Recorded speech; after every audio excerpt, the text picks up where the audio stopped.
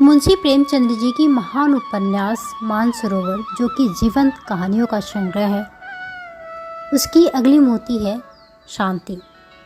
बहुत ही अच्छी कहानी है। मुझे उम्मीद है आप लोगों को पसंद आएगी। प्लीज़ आप हमारे ऑडियो बुक के साथ बने रहें। मेरे चैनल को लाइक एंड सब्सक्राइब ज़रूर करें। कुछ अच्छी हो या बातें हो या फिर कोई अच्छी सुझाव हो, प्लीज़ मुझे कमेंट करके बताएं। आपका हर एक कमेंट मेरे लिए अनमोल है। तो शुरू करती हूँ अगली कहानी, शांति। स्वर्गीय देवनाथ मेरे अभिन्न मित्रों में थे।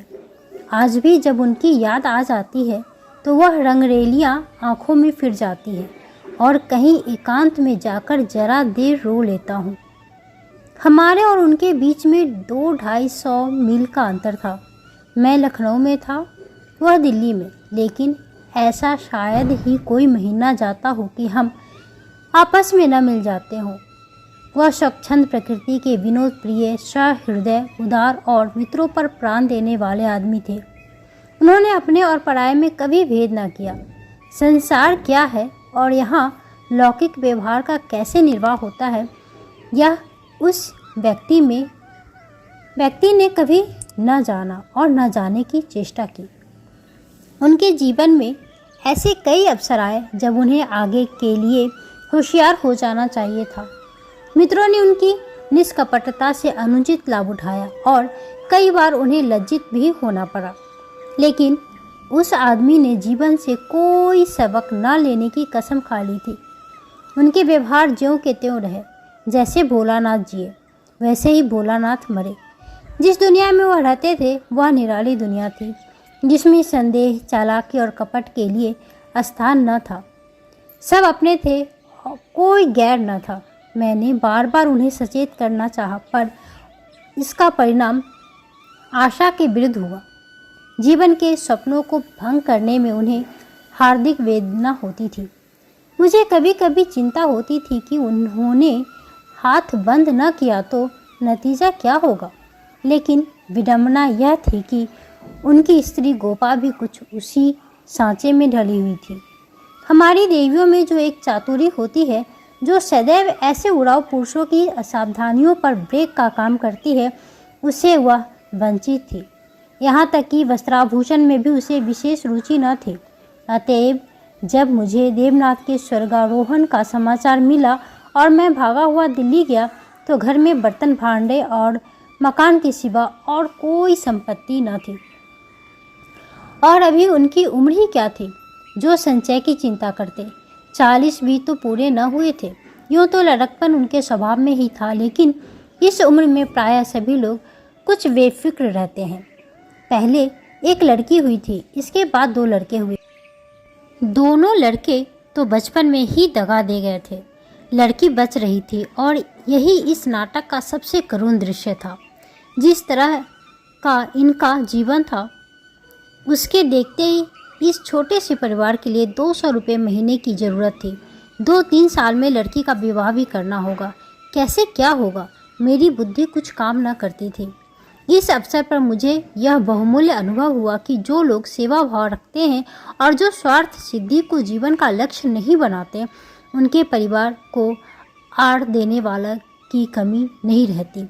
यह कोई नियम नहीं है, क्योंकि मैंने ऐसे लोगों को भी देखा है जिन्होंने जीवन में बहुतों के साथ सलूक किए हैं, पर उनके पीछे उनके बाल बच्चों की किसी ने बात तक न पूछी। लेकिन चाहे कुछ हो, देवनाथ के मित्रों ने प्रशंसनीय और दाढ़ से काम लिया और गोपा के निर्वाह के लिए अस्थायी धन जमा करने का प्रस्ताव किया।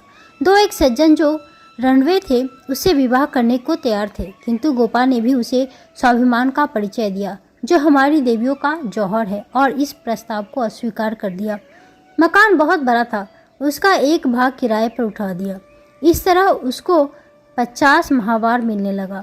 वह इतने में ही अपना निर्वाह कर लेगी। जो कुछ खर्च था वह सुन्नी की जात से था। गोपा के लिए तो जीवन में अब कोई अनुराग ही न था। इसके 1 ही महीने बाद मुझे कारोबार के सिलसिले में विदेश जाना पड़ा और वहाँ अनुमान से कहीं अधिक 2 साल लग गए। गोपा के पत्र बराबर आते जाते रहते। जिसे मालूम होता था वह आराम से है, कोई चिंता की बात नहीं। मुझे पीछे ज्ञात हुआ कि गोपा ने मुझे भी गैर समझा और वास्तविक स्थिति छिपाती रही। विदेश से लौटकर मैं सीधा दिल्ली पहुंचा। द्वार पर पहुंचते ही मुझे रोना आ गया। मृत्यु की प्रतिध्वनि सी छाई हुई थी। जिस कमरे में मित्रों के झमघट रहते थे उसके द्वार बंद थे। मकड़ियों ने चारों ओर जाले तान रखे थे। देवनाथ के साथ वह स्त्री भी लुप्त हो गई थी। पहली नज़र में तो मुझे ऐसा भ्रम हुआ कि देवनाथ द्वार पर खड़े मेरी ओर देखकर मुस्कुरा रहे हैं। मैं मिथ्यावादी नहीं हूँ और आत्मा की दैहिकता में मुझे संदेह है, लेकिन उस वक्त एक बार मैं चौंक जरूर पड़ा। हृदय में एक कंपन सा उठा, लेकिन दूसरी नज़र में प्रतिमा मिट चुकी थी। द्वार खुला। गोपा के सिवा खोलने वाला ही कौन था? मैंने उसे देखकर दिल थाम लिया। उसे मेरे आने की सूचना थी और मेरे स्वागत की प्रतीक्षा में उसने नई साड़ी ली थी और शायद बाल भी गुथा लिए थे। पर इन 2 वर्षों ने उस पर जो आघात किए थे उन्हें क्या कहती। नारियों के जीवन में यह वह अवस्था है जब रूप लावण्य अपने पूरे विकास पर होता है, जब उसमें अल्हड़पन, चंचलता और अभिमान की जगह आकर्षण, माधुर्य और रसिकता आ जाती है। लेकिन गोपा का यौवन बीत चुका था। उसके मुख पर झुर्रियाँ और विषाद की रेखाएं अंकित थी, जिन्हें उसकी प्रयत्नशीलता, प्रसन्नता भी न मिटा सकती थी। केशों पर सफ़ेदी दौड़ चली थी और एक एक अंग बूढ़ा हो रहा था। मैंने करुण स्वर में पूछा, क्या तुम बीमार थी गोपा? गोपा ने आंसू पीकर कहा, नहीं तो, मुझे तो कभी सिर दर्द भी नहीं हुआ। तो तुम्हारी यह क्या दशा है? बिल्कुल बूढ़ी हो गई हो। तो अब जवानी लेकर करना ही क्या है? मेरी उम्र भी तो 35 के ऊपर हो गई है। 35 की उम्र तो बहुत नहीं होती। हाँ, उनके लिए जो बहुत दिन जीना चाहते हैं। मैं तो चाहती हूँ जितनी जल्दी हो सके जीवन का अंत हो जाए। बस सुन्नी के विवाह की चिंता है। इससे छुट्टी पा जाऊँ, फिर मुझे जिंदगी की परवाह न रहेगी। अब मालूम हुआ कि जो सज्जन इस मकान में किराएदार हुए थे वह थोड़े दिन के बाद तब्दील होकर चले गए और तब से कोई दूसरा किराएदार न आया। मेरे हृदय में बर्छी सी चुभ गई। इतने दिन इन बेचारों का निर्वाह कैसे हुआ? यह कल्पना ही दुखद थी। मैंने विरक्त मन से कहा, लेकिन तुमने सूचना क्यों न दी? क्या मैं बिल्कुल गैर हूँ? गोपा ने लज्जित होकर कहा, नहीं नहीं, यह बात नहीं है। तुम्हें गैर समझूंगी तो अपना किसे समझूंगी? मैंने समझा परदेश में तुम खुद अपने झमेले में पड़े होंगे। तुम्हें क्यों सताऊं? किसी न किसी तरह दिन कट ही गए। घर में कुछ और न था तो थोड़े से गहने तो थे ही। अब सुनीता के विवाह की चिंता है। पहले मैंने सोचा था इस मकान को निकाल दूंगी, 20-22 हज़ार मिल जाएंगे, विवाह भी हो जाएगा और कुछ मेरे लिए भी बचा रहेगा। लेकिन बात को मालूम हुआ कि मकान पहले ही रेहन हो चुका है और सूद मिलाकर उस पर 20,000 हो गए हैं। महाजन ने इतनी दया ही क्या कम की कि मुझे घर से न निकाल दिया। इधर से तो अब कोई आशा नहीं है। बहुत हाथ पांव जोड़ने पर संभव है महाजन से 2-2.5 हज़ार मिल जाए। इतने में क्या होगा, इसी फिक्र में घुली जा रही हूँ। लेकिन मैं भी कितनी मतलबी हूँ। न तुम्हें हाथ मुँह धोने को पानी दिया, न कुछ जलपान लाई और अपना दुखड़ा ले बैठी। अब आप कपड़े उतारिए और आराम से बैठिए। कुछ खाने को लाऊं? खा लीजिए, तब बातें हो। घर पर तो सब कुशल है। मैंने कहा, मैं तो सीधा मुंबई से यहाँ आ रहा हूँ। घर कहाँ गया? गोपाल ने मुझे तिरस्कार भरी आंखों से देखा, पर उस तिरस्कार की आड़ में घनिष्ठ आत्मीयता बैठी झांक रही थी। मुझे ऐसा जान पड़ा उसके मुख की झुर्रियाँ मिट गई है। पीछे मुख पर हल्की सी लाली दौड़ गई। उसने कहा, इसका फल यह होगा कि तुम्हारी देवी जी तुम्हें कभी यहाँ न आने देंगी। मैं किसी का गुलाम नहीं हूँ। किसी को अपना गुलाम बनाने के लिए पहले खुद ही उसका गुलाम बनना पड़ता है। शीतकाल की संध्या देखते देखते दीपक जलाने लगी। सुन्नी लालटेन लेकर कमरे में आई। 2 साल पहले की अबोध और कृष्ण तनु बालिका रूपवती युवती हो गई थी, जिसकी हर एक चितवन, हर एक बात उसकी गौरवशाली प्रकृति का पता दे रही थी। जिसे मैं गोद में उठाकर प्यार करता था, उसकी तरफ आंखें न उठा सका, और वह जो मेरे गले से लिपटकर प्रसन्न होती थी, आज मेरे सामने खड़ी भी न हो सकी। जैसे मुझसे कोई वस्तु छिपाना चाहती है और जैसे मैं उसे उस वस्तु के छिपाने का अवसर दे रहा हूँ। मैंने पूछा, अब तुम किस दर्जे में पहुँची सुन्नी? उसने सिर झुकाए हुए जवाब दिया, 10वें में हूँ। घर का भी कुछ काम काज करती हो? अम्मा जब करने भी दे। गोपी बोली, मैं नहीं करने देती, या तो खुद किसी काम के नगीच नहीं जाती।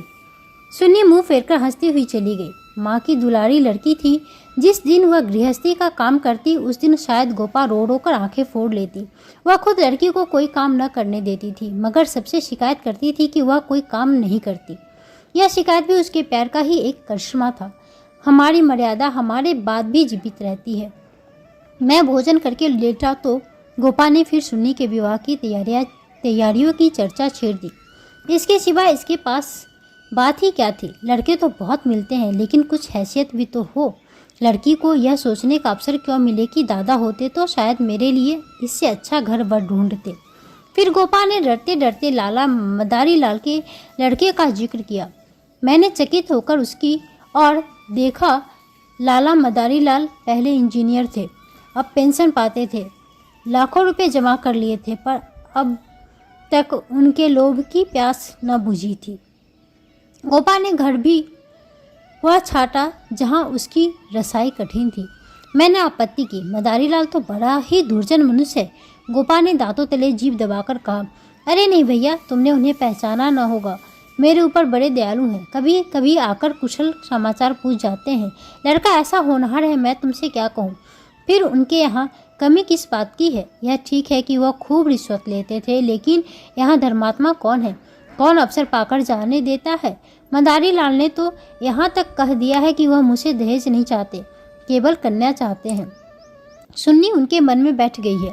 मुझे गोपा की सरलता पर दया आई, लेकिन मैंने सोचा क्यों इसके मन में किसी के प्रति अविश्वास उत्पन्न करूं। संभव है मदारी लाल वह न रहे हों।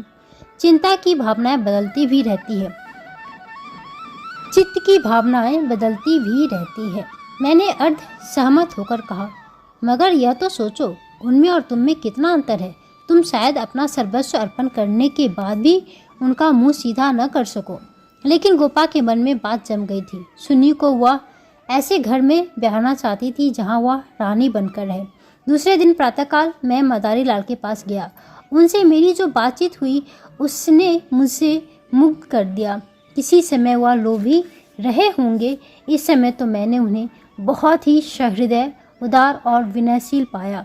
बोले, भाई साहब, मैं देवनाथ जी से परिचित हूँ। आदमियों में रत्न थे, उनकी लड़की मेरे घर में आए, यह मेरा सौभाग्य है। आप उसकी माँ से कह दे, मदारी लाल उनसे किसी चीज़ की इच्छा नहीं रखता।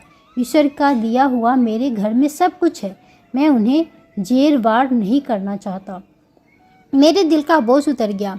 हम सुनी सुनाई बातों से दूसरों के संबंध में कैसी मिथ्या धारण कर लिया करते हैं, इसका बड़ा शुभ अनुभव हुआ। मैंने आकर गोपी को बधाई दी। यह निश्चय हुआ कि गर्मियों में विवाह कर दिया जाए। वे 4 महीने गोपा ने विवाह की तैयारियों में काटे। मैं महीने में एक बार अवश्य उससे मिल जाता था, पर अब हर बार खिन्न होकर लौटता। गोपा ने अपनी कुल मर्यादा का न जाने कितना महान आदर्श अपने सामने रख लिया था। पगली इस भ्रम में पड़ी हुई थी कि उसका यह उत्साह नगर में अपनी यादगार छोड़ जाएगा। यह न जानती थी कि यहाँ ऐसे तमाशे रोज होते हैं और आए दिन भुला दिए जाते हैं। शायद वह संसार से यह श्रेय लेना चाहती थी कि इस गई बीती दशा में भी लेटा हुआ हाथी 9 लाख का है। पग पग पर उसे देवनाथ की याद आती। वह होते तो यह काम यूँ न होता, यूँ होता और तब रोती। मदारी लाल सज्जन है, यह सत्य है, लेकिन गोपा का अपनी कन्या के प्रति भी तो कुछ धर्म है। कौन उसके 10-5 लड़कियां बैठी हुई है, वह तो दिल खोलकर अरमान निकालेगी। सुन्नी के लिए उसने जीतने गहने और जोड़े बनाए थे। उन्हें देखकर मुझे आश्चर्य होता था। जब देखो कुछ न कुछ सी रही है। कभी सुनारों की दुकान पर बैठी हुई है, कभी मेहमानों के आदर सत्कार का आयोजन कर रही है। मोहल्ले में ऐसा बिरला ही कोई संपन्न मनुष्य होगा जिससे उसने कुछ कर्ज न लिया हो। वह इस कर्ज से समझती थी, देने वाले दान समझकर देते हैं। सारा मोहल्ला उसका सहायक था। सुन्नी अब मोहल्ले की लड़की थी। गोपा की इज्जत सबकी इज्जत, और गोपा के लिए तो नींद और आराम हराम था। दर्द से सिर फटा जा रहा था। आधी रात हो गई, मगर वह बैठी कुछ न कुछ सी रही है, या इस कोठी का धान उस कोठी कर रही है। कितनी वात्सल्य से भरी आकांक्षा थी कि जो देखने वालों में श्रद्धा उत्पन्न कर देती थी। अकेली औरत, और वह भी आधी जान की, क्या क्या करे। जो काम दूसरों पर छोड़ देती है उसी में कुछ न कुछ कसर रह जाती है, पर उसकी हिम्मत है कि किसी तरह हार नहीं मानती। पिछली बार उसकी दशा देखकर मुझसे न रहा गया। बोला, गोपा देवी, अगर मरना ही चाहती हो तो विवाह हो जाने के बाद मरो। मुझे भय है तुम उसके पहले ही न चल दो। गोपा का मुरझाया हुआ मुख प्रमुदित हो उठा। बोली, इसकी चिंता न करो भैया, विधवा की आयु बहुत लंबी होती है।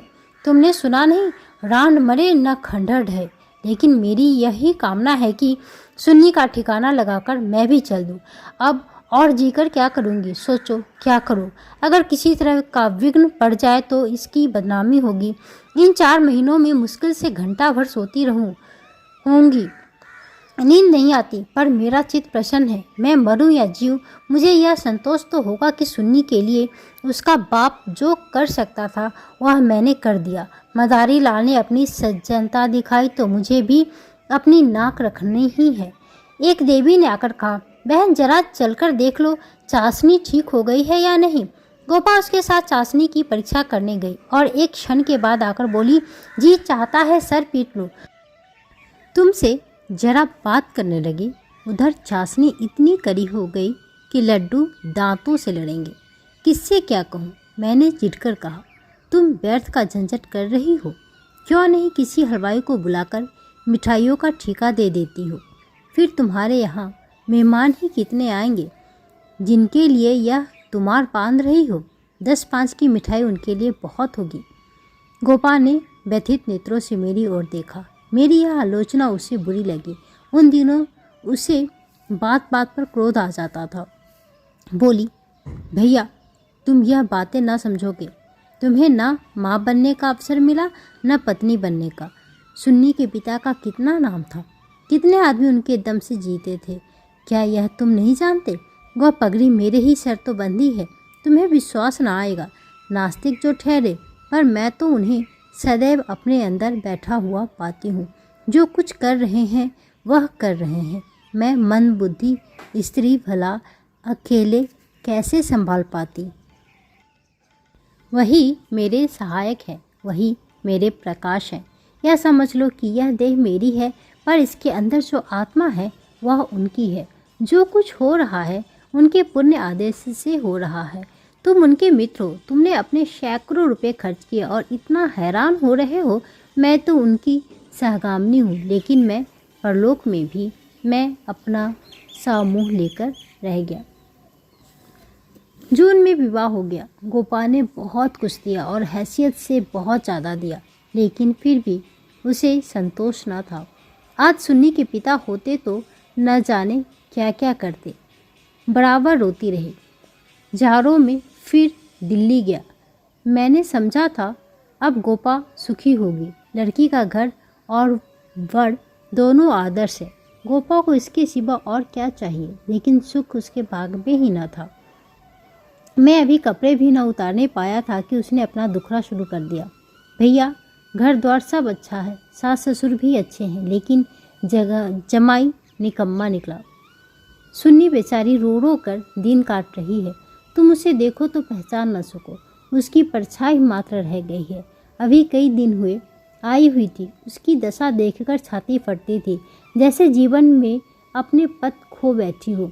न तन बदन की सूध है, न कपड़े लत्ते की। मेरी सुन्नी की दुर्गति होगी यह तो स्वप्न में भी न सोचा था। बिल्कुल गुमसुम हो गई है। कितना पूछा बेटी तुमसे, वह क्यों नहीं बोलता, किस बात पर नाराज़ है, लेकिन कुछ जवाब नहीं देती। बस आंखों से आंसू बहते रहते हैं। मेरी सुन्नी कुएं पर गिर गई। मैंने कहा, तुमने उनके घर वालों से पता नहीं लगाया? लगाया क्यों नहीं भैया, सब हाल मालूम हो गया। लौंडा चाहता है मैं चाहे जिस राह जाऊं, सुन्नी मेरी पूजा करती रहे। सुन्नी भला इसे क्यों सहने लगी? उसे तो तुम जानते हो कितनी अभिमानी है। वह उन स्त्रियों में नहीं है जो पति को देवता समझती है और उसका दुर्व्यवहार सहती रहती है। उसने सदैव दुलार और प्यार पाया है। बाप भी उस पर जान देता था। मैं भी आँख की पुतली समझती थी। पति मिला छैला जो आधी आधी रात तक मारा मारा फिरता है। दोनों में क्या बात हुई यह कौन जान सकता है, लेकिन दोनों में कोई गांठ पड़ गई है। न वह सुन्नी की परवाह करता है, न सुन्नी उसकी परवाह करती है, मगर वह तो अपने रंग में मस्त है। सुन्नी प्राण दिए देती है, उसके लिए सुन्नी की जगह मुन्नी है। सुन्नी के लिए उसकी उपेक्षा है और रुदन है। मैंने कहा, लेकिन तुमने सुन्नी को समझाया नहीं। उस लौंडे का क्या बिगड़ेगा, इसकी तो जिंदगी खराब हो जाएगी। गोपा की आंख में आंसू भर आए। बोली, भैया किस दिल से समझाऊं? सुन्नी को देखकर तो मेरी छाती फटने लगती है। बस यही जो चाहता है कि इसे अपने कलेजे में रख लूं, इसे कोई कड़ी आंख से देख भी न सके। सुन्नी फूहड़ होती, कटुभाषणी होती, आराम तलब होती तो समझाती भी। क्या यह समझाऊं कि तेरा पति गली गली मुंह काला फिरे, फिर भी तू उसकी पूजा किया कर? मैं तो खुद यह अपमान न सह सकती। स्त्री पुरुष में विवाह की पहली शर्त यह है कि दोनों सुलहो आने एक दूसरे के हो जाए। ऐसे पुरुष तो कम है जो स्त्री को जौ भर विचलित होते देखकर शांत रह सके, पर ऐसी स्त्रियां बहुत है जो पति को स्वच्छंद समझती है। सुन्नी उन स्त्रियों में नहीं है। वह अगर आत्मसमर्पण करती है तो आत्मसमर्पण चाहती भी है, और यदि पति में यह बात न हुई तो वह उससे कोई संपर्क न रखेगी, चाहे उसका सारा जीवन रोते कट जाए। यह कहकर गोपा भीतर गई और एक सिंगारदान लाकर उसके अंदर के आभूषण दिखाती हुई बोली, सुन्नी इसे अब की यहीं छोड़ गई, इसलिए आई ही थी। ये वे गहने हैं जो मैंने न जाने कितने कष्ट सहकर बनवाए थे। उनके पीछे महीनों मारी मारी फिरी थी, यूँ कहो कि भीख मांगकर जमा किए थे। सुन्नी अब इनकी ओर आंख उठाकर भी नहीं देखती। पहने तो किसके लिए, श्रृंगार करे तो किस पर? 5 संदूक कपड़ों के दिए थे। कपड़े सीते सीते मेरी आंखें फूट गई। यह सब कपड़े उठाती लाई। इन चीज़ों से जैसे उसे घृणा हो गई है। बस कलाई में 2 कांच की चूड़ियाँ और एक उजली साड़ी, यही उसका श्रृंगार है। मैंने गोपा को सांत्वना दी। मैं जाकर जरा केदारनाथ से मिलूंगा, देखूं तो वह किस रंग ढंग का आदमी है। गोपा ने हाथ जोड़कर कहा, नहीं, भूल कर भी न जाना। सुन्नी सुनेगी तो प्राण दे देगी। अभिमान की पुतली ही समझो उसे, रस्सी समझ लो। समझो जल जाने पर भी बल नहीं जाते। जिन पैरों ने उसे ठुकरा दिया है उन्हें वह कभी न सहलाएगी। उसे अपना बनाकर कोई चाहे यों लौंडी बना ले, लेकिन शासन तो उसने मेरा न सहा, दूसरे का क्या सहेगी। मैंने गोपा से उस वक्त कुछ न कहा, लेकिन अवसर पाते ही लाला मदारी लाल से मिला। मैं रहस्य का पता लगाना चाहता था। संयोग से पिता और पुत्र दोनों एक ही जगह मिल गए। मुझे देखते ही केदार ने इस तरह झुककर मेरे चरण छुए कि मैं उसकी शालीनता पर मुग्ध हो गया। तुरंत भीतर गया और चाय, मुरब्बा और मिठाइयाँ लाया। इतना सौम्य, इतना सुशील, इतना विनम्र युवक मैंने न देखा था। वह भावना ही न हो सकती थी कि इसके भीतर और बाहर में कोई अंतर हो सकता है। जब तक रहा सिर झुकाए बैठा रहा। उच्छृंखलता तो उसे छू भी न गई थी। जब केदार टेनिस खेलने चला गया तो मैंने मदारी लाल से कहा, केदार बाबू तो बहुत सच्चरित्र जान पड़ते हैं, फिर स्त्री पुरुष में इतना मनोमालिन्य क्यों हो गया है? मदारी लाल ने एक क्षण विचार करके कहा, इसका कारण इसके सिवा और क्या बताऊं कि दोनों अपने माँ बाप के लाडले हैं और प्यार लड़कों को अपने मन का बना देता है। मेरा सारा जीवन संघर्ष में कटा, अब जाकर जरा शांति मिली है। भोग विलास का कभी अवसर ही न मिला। दिन भर परिश्रम करता था, संध्या को पढ़कर सो रहता था। स्वास्थ्य भी अच्छा न था, इसलिए बार बार यह चिंता सवार रहती थी कि कुछ संचय कर लूं, ऐसा न हो कि मेरे पीछे बाल बच्चे भीख मांगते फिरे। नतीजा यह हुआ कि इन महाशय को मुफ्त का धन मिला।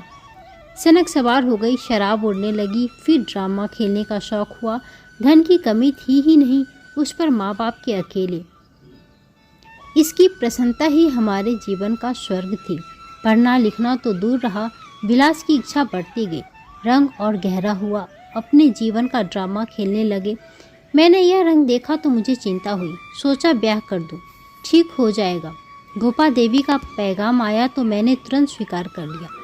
मैं सुन्नी को देख चुका था, सोचा ऐसी रूपवती स्त्री पाकर इसका मन स्थिर हो जाएगा, पर वह भी लाडली लड़की थी। हठीली, अबोध, आदर्शवादिनी। सहिष्णुता तो उसने सीखी ही न थी। समझौते का जीवन में क्या मूल्य है, इसकी उसे खबर ही नहीं। लोहा लोहे से लड़ गया, वह अभिमान से इसे पराजित करना चाहती है या उपेक्षा से? यही रहस्य है। और साहब, मैं तो बहू को ही अधिक दोषी समझता हूँ। लड़के तो प्रायः मनचले होते ही हैं, लड़कियाँ स्वभाव से ही सुशील होती है और अपनी जिम्मेदारी समझती है। इनकी सेवा, त्याग और प्रेम ही उनका अस्त्र है जिससे वे पुरुष पर विजय पाती है। उसमें ये पूर्ण ही नहीं। डोंगा कैसे पार होगा ईश्वर ही जाने। सहसा सुन्नी अंदर से आ गई। बिल्कुल अपने चित्र की रेखा सीख मानो मनोहर संगीत की प्रतिध्वनि हो। कुंदन तपकर भस्म हो गया था। मिटी हुई आशाओं का इससे अच्छा चित्र नहीं हो सकता।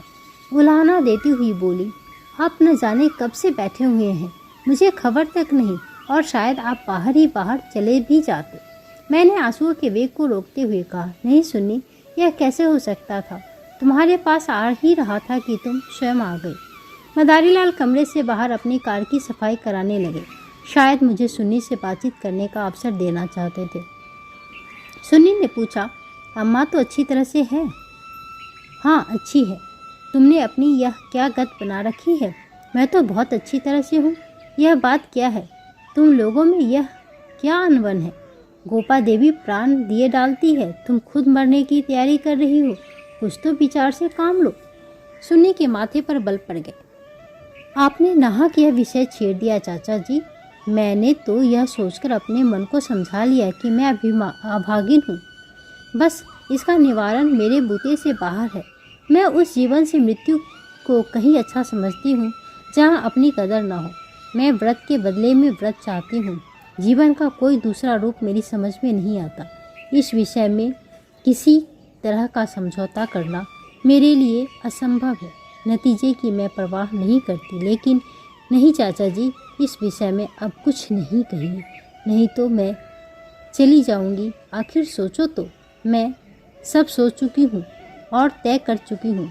पशु को मनुष्य बनाना मेरी शक्ति के बाहर है। इसके बाद मेरे लिए अपना मुंह बंद कर लेने के सिवाय और क्या रह गया था। मई का महीना था। मैं मंसूरी गया हुआ था कि गोपा का तार पहुंचा। तुरंत आओ, जरूरी काम है। मैं घबरा तो गया, लेकिन इतना निश्चिंत था कि कोई दुर्घटना नहीं हुई। दूसरे ही दिन दिल्ली जा पहुंचा। गोपा मेरे सामने आकर खड़ी हो गई, निस्पंद, मुख निष्प्राण, जैसे तपेदिक का रोगी हो। मैंने पूछा, कुशल तो है? मैं तो घबरा उठा। उसने बुझी हुई आंखों से देखा और बोली, सच? सुनी तो कुशल से है। हाँ, अच्छी तरह है। और केदारनाथ? वह भी अच्छी तरह है। तो फिर माजरा क्या है? तुमने तार दिया और कहती हो कुछ तो नहीं। दिल घबरा रहा था, इससे तुम्हें बुला लिया। सुन्नी को किसी तरह समझाकर यहाँ लाना है। मैं तो सब कुछ करके हार गई। क्या इधर कोई नई बात हो गई? नई तो नहीं है, लेकिन एक तरह से नई ही समझो। केदार एक एक्ट्रेस के साथ कहीं भाग गया। 1 सप्ताह से उसका कहीं पता नहीं है। सुन्नी से कह गया है, जब तक तुम रहोगी घर नहीं आऊँगा। सारा घर सुन्नी का शत्रु हो रहा है, लेकिन वह वहाँ से टलने का नाम नहीं लेती। सुना है केदार अपने बाप के दस्तखत बनाकर कई हजार रुपए बैंक से ले गया है। तुम सुन्नी से मिली थी? हाँ, 3 दिन से बराबर जा रही हूँ। वह नहीं आना चाहती तो रहने क्यों नहीं देती? वहाँ वह घुट घुट कर मर जाएगी। मैं उन्हीं पैरों लाला मदारी लाल के घर चला। हालांकि मैं जानता था कि सुन्नी किसी तरह न आएगी, मगर वहाँ पहुँचा तो देखा कोहराम मचा हुआ है। मेरा कलेजा धक से रह गया। वहाँ तो अर्थी सज रही थी। मोहल्ले के सैकड़ों आदमी जमा थे। घर में से हाय हाय की क्रंदन ध्वनि आ रही थी। यह सुन्नी का शब्द था। मदारी लाल मुझे देखते ही मुझसे उन्मत्त की भांति लिपट गए और बोले, भाई साहब, मैं तो लुट गया। लड़का भी गया, बहू भी गई, जिंदगी ही गारत हो गई। मालूम हुआ कि जब से केदार गायब हो गया था, सुन्नी और ज़्यादा उदास रहने लगी थी। उसने उसी दिन अपनी चूड़ियाँ तोड़ डाली थी और मांग का सिंदूर पोंछ डाला था। सास ने जब आपत्ति की तो उनको अब सब कहे। मदारी लाल ने समझाना चाहा तो उन्हें भी जली कटी सुनाई। ऐसा अनुमान होता था उन्माद हो गया है। लोगों ने उसे बोलना छोड़ दिया था। आज प्रातःकाल यमुना स्नान करने लगी। अंधेरा था, सारा घर सो रहा था, किसी को नहीं जगाया। जब दिन चढ़ गया और बहू घर में न मिली तो उसकी तलाश होने लगी। दोपहर को पता लगा कि यमुना गई है। लोग उधर भागे, वहाँ उसकी लाश मिली। पुलिस आई, शव की परीक्षा हुई, अब जाकर शव मिला है। मैं कलेजा थामकर बैठ गया। हाय, अभी थोड़े दिन पहले जो सुंदरी पालकी पर सवार होकर आई थी, आज वह 4 के कंधे पर जा रही है। मैं अर्थी के साथ हो लिया और वहाँ से लौटा तो रात के 10 बज गए थे। मेरे पाँव काँप रहे थे। मालूम नहीं यह खबर पाकर गोपा की क्या दशा होगी। प्राणांत न हो जाए, मुझे यही भय हो रहा था। सुन्नी उसकी प्राण थी, उसके जीवन का केंद्र थी। उस दुखिया के उद्यान में यही एक पौधा बचा रहा था। उसे वह हृदय रक्त से सींचकर पाल रही थी। उसके बसंत का सुनहरा स्वप्न भी उसका जीवन था। उसमें कपोले निकलेंगी, फूल खिलेंगे, फल लगेंगे, चिड़ियाँ उसकी डालियों पर बैठकर अपने सुहाने राग गावेंगी। किंतु आज निष्ठुर नियति ने उसे उस जीवन सूत्र को उखाड़कर फेंक दिया और अब उसके जीवन का कोई आधार न था। वह बिंदु ही मिट गया था जिस पर जीवन की सारी रेखाएं आकर एकत्र हो जाती थी। दिल को दोनों हाथों से थामे मैंने जंजीर खटखटाई। गोपा एक लालटेन लिए निकली। मैंने गोपा के मुख पर एक नए आनंद की झलक देखी। मेरी शोक मुद्रा देखकर उसने मातृत्व प्रेम से मेरा हाथ पकड़ लिया और बोली, आज तो तुम्हें सारे दिन रोते ही काटा। अर्थी के साथ बहुत से आदमी रहे होंगे। मेरे जी में भी आया कि चलकर सुन्नी की अंतिम दर्शन कर लो, लेकिन मैंने सोचा आज सुन्नी ही न रही तो उसकी लाश में क्या रखा है। न गई। मैं विस्मय से गोपा का मुंह देखने लगा। तो इसे यह शोक समाचार मिल चुका है, फिर भी यह शांति और यह अविचल धैर्य। बोला, अच्छा किया नहीं गई, रोना ही तो था। हाँ और क्या, रोती यहाँ भी, लेकिन तुमसे सच कहती हूँ, दिल से नहीं रोई। न जाने कैसे आंसू निकल आए। मुझे तो सुन्नी की मौत से प्रसन्नता हुई। दुखिया अपनी मान मर्यादा लिए संसार से विदा हो गई, नहीं तो न जाने क्या क्या देखना पड़ता। इसलिए और भी प्रसन्न हूँ कि उसने अपनी आन निभा दी। स्त्री को जीवन में प्यार न मिले तो उसका अंत हो जाना ही अच्छा।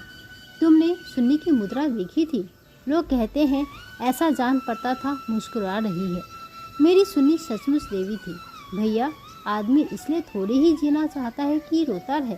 जब मालूम हुआ कि जीवन में दुख के सिवा और कुछ नहीं है तो आदमी जीकर क्या करे, किस लिए जिए? खाने और सोने और मर जाने के लिए? यह मैं नहीं कहती कि मुझे सुन्नी की याद ना आएगी और मैं उसे याद करके रोऊंगी नहीं, लेकिन वह शोक के आंसू न होंगे, हर्ष के आंसू होंगे। बहादुर बेटे की माँ उसकी वीर गति पर प्रसन्न होती है। सुन्नी की मौत में क्या कुछ कम गौरव है?